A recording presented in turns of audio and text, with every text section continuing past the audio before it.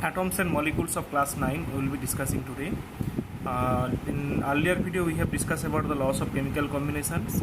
Now today we will be discussing about the Dalton's atomic theory. Actually related to the atom, first study was done by scientist John Dalton, and he gave some postulate which is known as the Dalton's atomic theory. And Dalton's atomic theory first postulate said that atom can neither be created nor be destroyed. Atom can neither be created nor be destroyed. Second postulate said that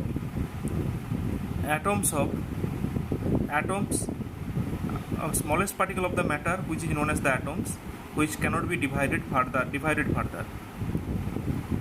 Third postulate said that atoms of the same element will have the same atomic mass, or the atoms of the different element will have the different atomic mass.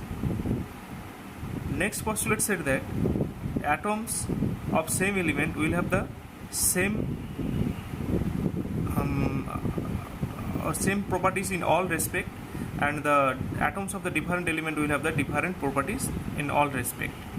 Next one, see, there are some drawbacks of Dalton's atomic theory. First drawback said that first postulate it said that the atoms are indivisible, means atom cannot be divided further. But later on it has been proved that by some experiment that the atoms of same element atom can be divided further into a subatomic particle like electron, proton and neutron. Next postulate said that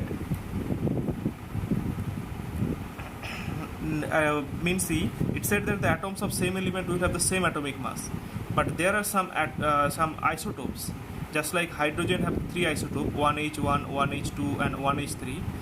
They are the atoms of the same element, but they have the different atomic masses. So, and third postulate, drawbacks, it said that the atoms of different element will have the different atomic mass, but there are the atoms of the different element which have the same atomic mass also, just like the isobars. Calcium, it has the atomic mass 40 unit, and the argon also has the atomic mass 40 unit. So these are the drawbacks of Dalton's atomic theory. Next one, we have to know about the atomic mass. You know that atoms are too small to be measured its atomic mass within a gram or kilogram unit. Then see, we cannot measure the atomic mass by the use of his common valence. Then how we can measure the atomic mass? We can measure the atomic mass by comparing it with the other atoms. Consider the things here, that suppose you went to a market and you are asking a shopkeeper to give 1 kilogram rice, and shopkeeper is saying that I don't have 1 kilogram weight, but I have something like stone or something which is equivalent to 1 kilogram. With respect to this 1 kilogram, I can give you the 1 kilogram rice.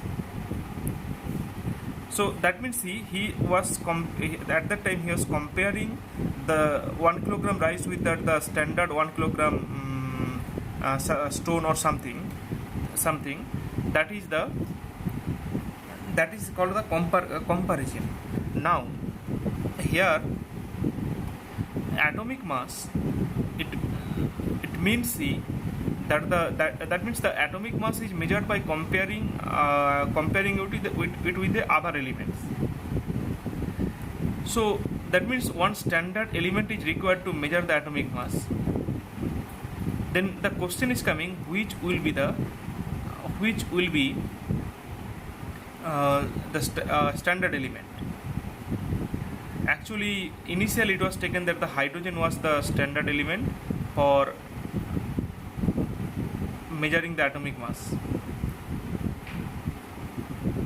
Hydrogen, why? Because it was considered that the hydrogen is lightest of all the elements and its atomic mass is 1 unit. It was taken that the 1 unit, but later on it has been found that hydrogen has the 3 isotopes, so there will be a confusion, that's why it was discarded. Next one,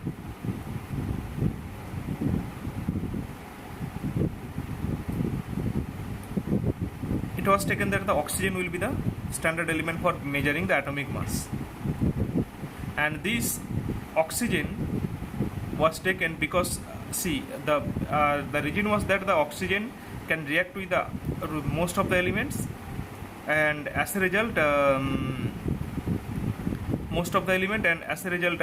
it can form the compound.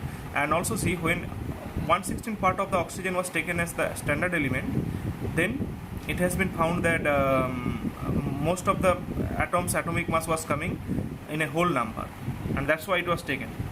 But later on it was also discarded because of the reason that the oxygen also have the 2 isotopes, oxygen 16 and oxygen 18. Now carbon 12 was taken as the standard element for measuring atomic mass in 1961 by the IUPAC body. What is the reason? What is the reason behind it? Actually, it was taken that carbon 12 isotope of the carbon exists in the earth crust 95%, means mostly abundant, and that's why carbon 12 was taken as the actually standard element for measuring the atomic mass. Now what will happen? Carbon 12 means 1/12 of the mass of carbon 12 atom. 1/12 of the mass of carbon 12 atom was taken as the atomic mass unit. So that means the AMU or atomic mass unit can be defined as the 1/12 of the mass of one carbon 12 atom. Next one, we have to know that that means, see, if we consider that the nitrogen atomic mass is 14 unit, means one nitrogen atom is 14 times heavier than that of the 1/12 of the mass of one carbon 12 atom. So that is the atomic mass unit.